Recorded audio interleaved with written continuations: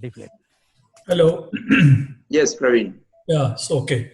So my voice is audible now? Perfect. Okay, good. So that's a wonderful case being done, and I'm feeling so sorry to interrupt in between.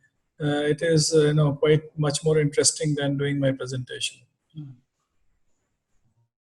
So let me just share with you the share screen. Yeah. Okay, fantastic. I'm so sorry. So basically, in so it was a chip case being done, I must say, and I'm going to discuss about the use of intravascular lithotripsy or rotablation, especially mainly shockwave therapy, because rotablator everybody knows and have, they have done, everybody has done it. So there is nothing new in that, but certainly I'll go more for the what kind of options do we have as was being discussed in this case. So the options are so many, and we have been using these options like cutting balloon, pulse, growth ablation, and then now for the last 1.5 years, we have ultra high pressure balloon, and then now the shockwave therapy and orbital ethnicity, which is available in US right now, but in India we don't have it. But let me tell you, we did the first orbit trial here, and I did about 25-30 cases with orbital atherectomy, and appeared to be quite promising. And of course, many cases of excimer lasers were done in India with us, but the device is again back into the DCGI. I think they got the approval recently. So we have these options. Now we have to decide in a given case as to which device we are going to use. It all depends upon various factors which are angiographic and also sometimes clinical. So just a quick video of what shockwave is. I'm sure many of you must have seen this already, that there are these emitters. Compact rechargeable generator, a simple connector cable, and an intuitive catheter, which houses an array of lithotripsy emitters enclosed in an integrated balloon. Through the localized delivery of lithotripsy, the IVL system minimizes trauma, optimizes outcome. Standard technique.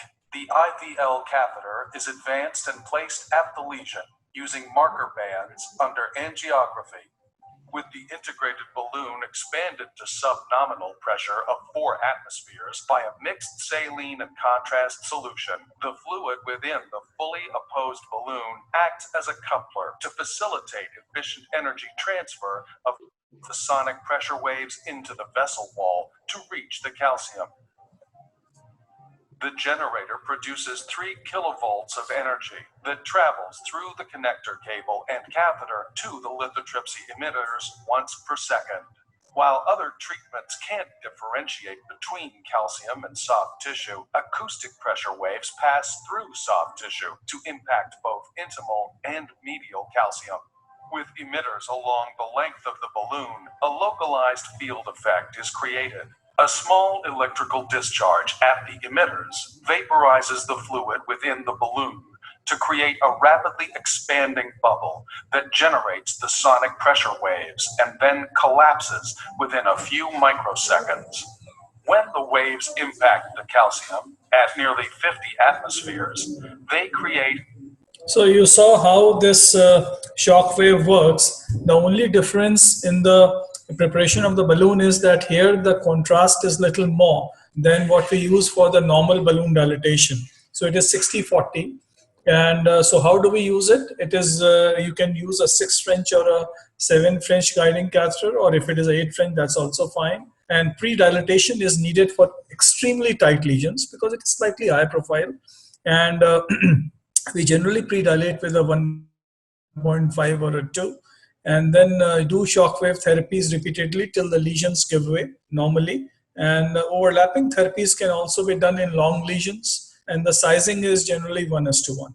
So the pre-procedure OCT imaging is preferable in most situations so that you know exactly that it is a heavily calcified lesion. And post-therapy stent implantation at nominal atmospheres you can do, and then do post-dilatation as routine practice. So that is a very standard way of doing this therapy, and it is quite user-friendly. So now I'll quickly go through some of the cases, and you can, Sharad, you can stop me in between because if there is Yeah. any important step being done, so I can do that. No, you have another 3 minutes, Praveen. You can see Okay. whichever case you want to show. Okay, so I'll just show you. This is a previous angioplasty done in circumflex. This patient came in cardiogenic shock, and he was having a complete occlusion of the LAD CTO, almost like a CTO, but of course it was a acute occlusion, but it was very calcified. So we did crossed this lesion and then pre-dilated with a 2 millimeter balloon, and then following that we did a OCT. The OCT showed that there was a significant calcification and the lesion was very tight at that site. So we decided that in this case we have to do. Also, this patient was very unstable to start with, so we put this patient on an IVAC. So this is a LV support device which works with the intra-aortic balloon pump console, and this catheter gets connected to the console directly. So instead of connecting to a balloon, you use this device which is known as the IVAC.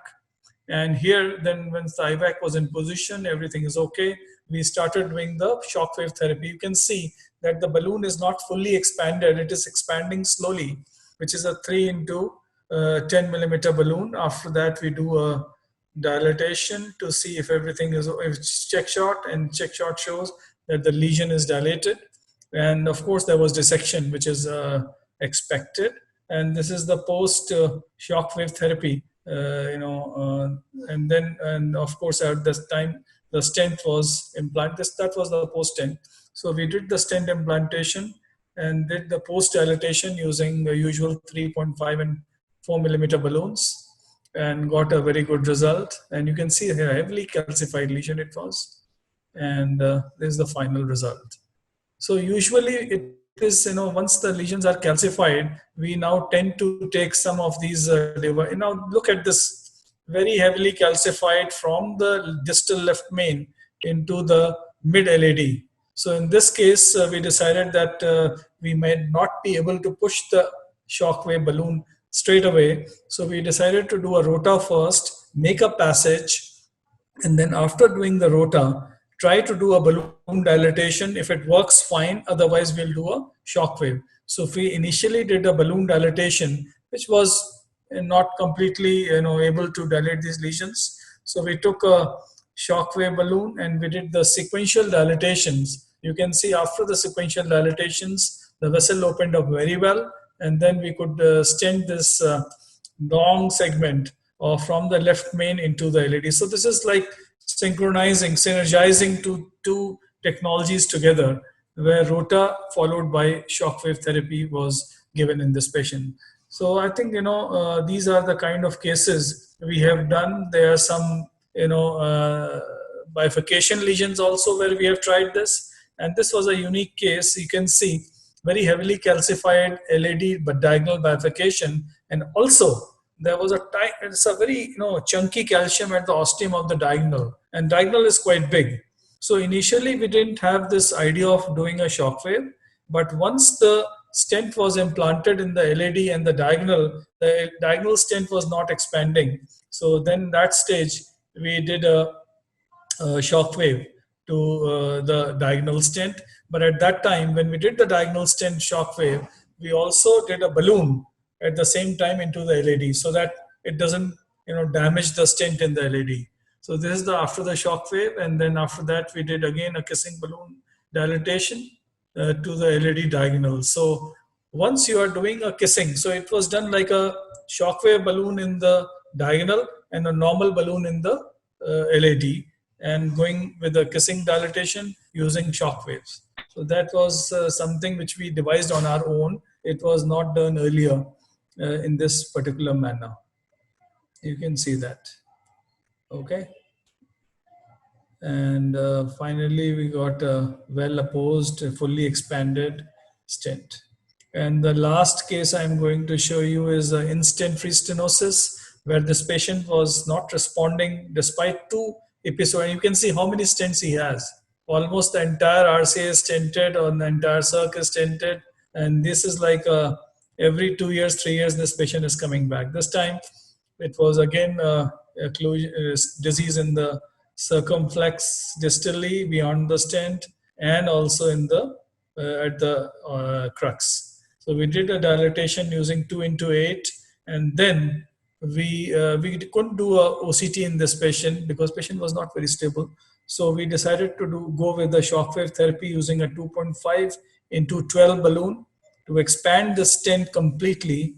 And then after that, after giving 35 pulses, we went ahead and did the diode. This is a drug-eluting balloon. So this was kind of unique where there were already 2 stents, so we didn't want to put a third one. So we did a shockwave and then finished it with a diode balloon. So my tips and tricks are that prefer pre-dilatation in extremely tight lesions. Avoid air inside the tubing because the balloon can burst. Reuse is not possible. I've tried this. And guide liner we have used in some cases where the balloon is not crossing. And do not try to do this in fibrotic lesions. Pure fibrotic, it doesn't work. Only calcification. So this is my final slide. So how do I choose my device?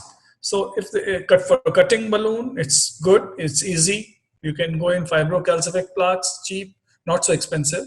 And the only problem is it is high profile, and the effectivity for heavy calcified lesion is not so good. So I will give this only 1+. Angiosculpt, again, similar situation, easy to use, low profile, cheap, but here again, the effectivity is not so much. In rotablation, certainly the efficacy is very predictable. It works very well, but certainly it has a learning curve, time consuming, and despite being there for so many years, not many centers use it. And it is limited for, it has a limitation for large vessels. So, and of course you need a console, which means you have to have it in the lab all the time. And of course it has a cost which is more than the balloons. So I will say it is about 3+. And ultra high pressure balloons, very useful, but again, still they may not work in extremely 360 degree of calcium. So this is my take on for the ultra high pressure balloons. And now for the IVL shockwave, it is efficacious in bigger vessels. The learning curve is very small. The only problem is it is very expensive, the most expensive right now, and it needs a console. So that is how it is, and it is not effective in fibrotic lesions. So calcific lesions, 360 degree calcium is perfect. So I will say 4+ for heavily calcified lesions. Orbital atherectomy is a good device. I think Sushil and Ramesh must have used it there. We used it here. It was quite useful and presently not available. And excimer laser, again, we have it now, but the limitation for calcified lesions, mainly for fibrotic lesions, in-stent restenosis, and maybe some thrombus containing fibrotic lesions. So that's my final algorithm for choosing my device for heavily calcified lesions. Thank you, Sharad. Thank you, Praveen. Very nice talk. And Dr. Chandra is not muted.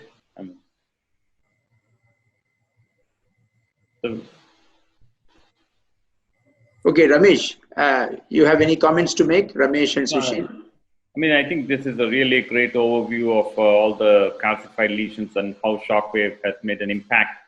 The cost, I think, is a concern, obviously, as compared to rotoablation or other devices that we have. Even in the United States, with the limited use due to the cost. Sushil, anything else you want to add on? No, I think it's changed the algorithm a lot. And the one thing I would say is, one of the tenets in what you described and all the. Can you guys hear me? Yeah, now good. Sorry, I was saying this is a great overview. And in this meeting, people have emphasized the importance of imaging. And I think that can't be overstated. And one role for shockwave is also, oftentimes you'll get referred cases where the lesion wasn't adequately pre-dilated, the stent's underexpanded. And that's always been the most challenging case. And especially here, you're seeing a lot of this diffuse disease stenting, and you get an underexpanded lesion. People put a stent in without adequately pre-dilating, adequately preparing the lesion. And then you're stuck with a stent. And I think, that's one of the things where shockwave has changed the algorithm, because before that used to be either laser and, ultra high pressure balloons, either laser, one of the rare uses of laser with trying to explode the artery essentially, or rotational atherectomy. Now, our first choice in those type of cases, when you get that patient has an underexpanded stent in a focal region, I think shockwave is an excellent first choice, and we've used it a lot in that. Even before we had the coronary, we used the peripheral shockwave for that as well. But I think there's not a learning curve, but it is hard to deliver sometimes. And I think good guide support, guideliner, good trying to prepare before is important. But I think it's a great overview, and I think it's really changed the algorithm. The cost is obviously an issue. How available is it in India? Is it widely available? Is it being used? I think we have it available in across all over India, and many labs which are doing complex cases, and even some smaller labs have got it. So it's not so difficult. The company has provided a lot of these consoles. I think we'll go back to the live case, and Ramesh and Praveen, thank you very much. Yeah. Back to you. We can see you.